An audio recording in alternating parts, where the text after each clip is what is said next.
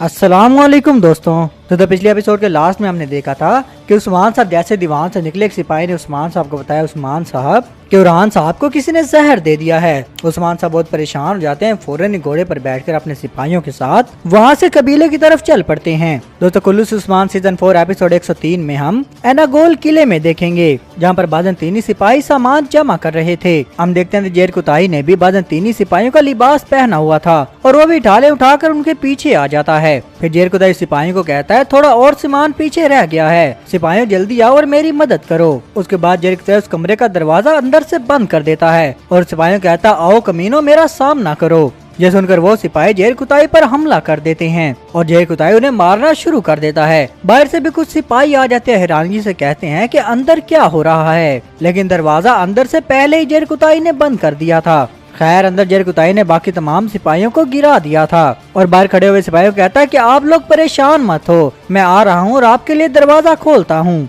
फिर जेर कुताई कुछ बारूदी ड्रम उठाता है और उसे कमरे के दरमियान में रख देता है। बाहर से दूसरे सिपाही मुसलसल कह रहे थे कि जल्दी दरवाजा खोलो। फिर जेर कुताई बारूदी ड्रम को आग लगाकर दूसरे दरवाजे से बाहर भाग जाता है और इसी वजह से वहाँ पर एक जोरदार धमाका होता है। उसके बाद हम उस्मान साहब को देखेंगे, वो अपने बेटे की खबर सुनकर बहुत तेजी से वापस कबीले की तरफ ही जा रहे थे। उसके बाद हम काई कबीले में देखेंगे, जहाँ पर मालून खातून अपने बेटे ओरहान के पास बैठी हुई थी। अपने बेटे की हालत पर मालून खातून बहुत ही उदास थी। इतने में वो देखते हैं कि कबीले के ढोल बजने लग जाते हैं। हम देखते हैं थोड़ी देर बाद उस्मान साहब भी खैमे के अंदर आ जाते हैं और मालून खातून उस्मान साहब के गले लगकर रोने लग जाती हैं। लेकिन उस्मान साहब मालून खातून को हौसला देते हैं और कहते हैं कि अल्लाह पर उम्मीद रखो। इतने में हम देखेंगे कि कुमरुल अब्दाल साहब भी थोड़ी देर के बाद कमरे के अंदर आ जाते हैं। फिर उस्मान साहब अपने बेटे उरहान के पास चले जाते हैं, जो कि अभी बेहोशी की हालत में था। फिर उस्मान साहब कुमरुल अब्दाल से पूछते हैं, कुमरुल अब्दाल अब उरहान का क्या हाल है? इस पर कुमरुल अब्दाल कहते हैं, उस्मान साहब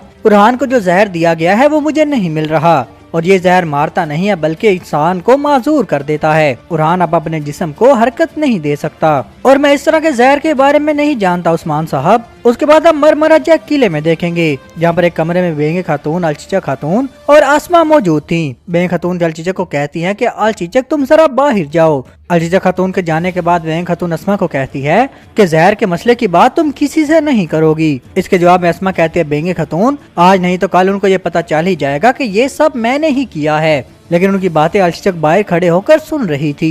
लेकिन बेंगे खातून अस्मा को कहती है कि तुम किसी से बात नहीं करोगी, उनको कभी पता नहीं चलेगा, वो हमेशा ये गद्दार को ढूंढते रहेंगे। इसके जवाब में अस्मा कहती है, लेकिन उरहान और अलाउद्दीन ने मुझे खैमे में देखा था। लेकिन बेंगे खातून गुस्से में कहती है कि तुम तो रोज खैमे में जाती हो, वो कभी भी तुम पर शक नहीं करेंगे अस्मा। लेकिन जो कुछ भी हो जाए तुम मेरा नाम नहीं लोगी। अगर कभी ऐसा वक्त आ भी जाता है तो तुम उन्हें आवजी या इस्मेहान सुल्ताना का बताओगी। ये सुनकर अलचीचक भी गुस्से में कमरे के अंदर आ जाती है और कहती है, अस्मा ये तुम भला क्या कह रही हो? अम्मा आप भी ऐसा कैसे कर सकती हो? फिर बेंगे खातून अलचीचक के मुंह पर हाथ रख लेती है और कहती है, बेटी खामोश हो जाओ, तुम यहाँ पर सब लोगों को जमा कर लोगी। लेकिन अलचीचक अस्मा से पूछती है, अस्मा मुझे बताओ कि तुमने गद्दारी क्यों की है? इस पर अस्मा कहती है, अलचीचक मुझे अपने भाई की हिफाजत के लिए ये सब करना पड़ा। दूसरी तरफ हम काई कबीले में उस्मान साहब को देखेंगे। मालून खातून कहती है कि एक माँ के लिए सबसे मुश्किल वक्त है उस्मान साहब। लेकिन उस्मान साहब कहते हैं, मालून जब तक उरहान के पास तुम जैसी एक माँ है ये बहुत ही जल्द ठीक हो जाएगा।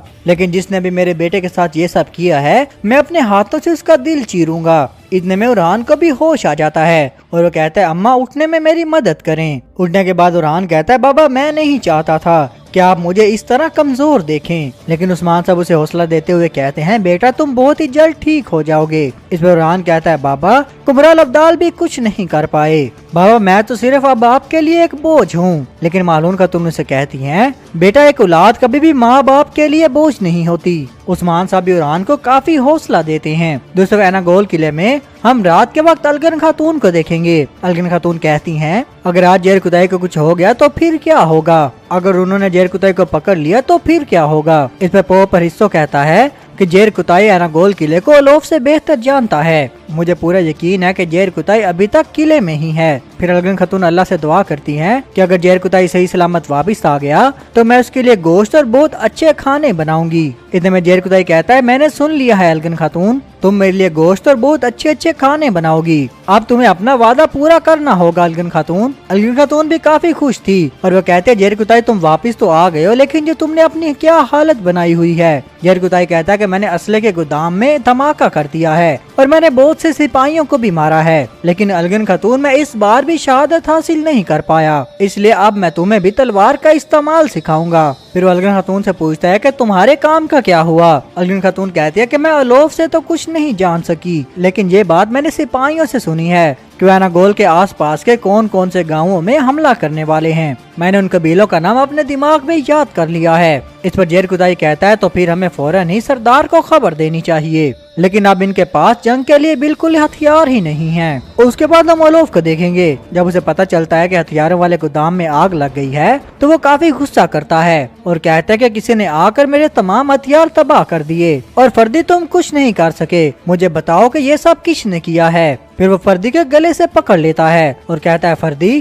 क्या तुम मेरी जान और मेरे किले की हिफाजत नहीं कर रहे थे? अब तुम ही उसे तलाश करोगे। मुझे पूरा यकीन है कि इसमें भी उस्मान के साथियों का हाथ है। अगर तुम उस आदमी को ना ढूंढ सके तो तुम सब भी मारे जाओगे। जब फर्दी वहाँ से चला जाता है तो दान वहाँ पर आ जाता है और कहता है अलोफ एक खबर आई है, एक तुर्क कारवां बाज़ंतीन जा रहा है और इस काफिले में बहुत सारा सामान लेकर जाया जा रहा है और वो कल सुबह एनागोल किले के पास से ही गुजरेंगे। उसके बाद हम मरमरा जैक किले में देखेंगे जहाँ पर अलचीचा खातून अपने कमरे में उदास बैठी हुई थी। उसके बाद बेंगे खातून भी उसके पास आ जाती है। बेंगे खातून अलचीचा खातून को कहती है मेरी प्यारी बेटी, लेकिन अलचीचा गुस्से में कहते हैं मुझे अपनी बेटी ना कहिए, आप इतना बड़ा जुल्म कैसे कर सकती हैं वालदा, मुझे बताएं। ये सुनकर बेंगे खातून उसे थप्पड़ मारने के लिए हाथ उठाती है, लेकिन अलचीचा खातून उसका हाथ पकड़ लेती है और कहती है आप अपनी हद में रहें, आपको मुझे मारने का कोई भी हक नहीं है क्योंकि इस दफा मुजरिम आप खुद हैं। लेकिन इसके जवाब में बेंगे खातून कहती है अलचीचक मैंने कुछ नहीं किया, ये तो उस इस्मेहान सुल्ताना ने किया है, उसने मुझे इस्तेमाल किया है। लेकिन अलचीचक कहती है मुझे शुरू से बताएं क्या आपने अस्मा को एक जासूस के तौर पर इस्तेमाल किया था?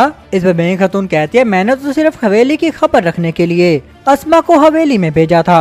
इस पर अलचीचा खातून कहती है आपने उसे उसके भाई की भी धमकी दी थी, मुझे बताएं कि आप शुरू से इतनी बुरी थी वालदा।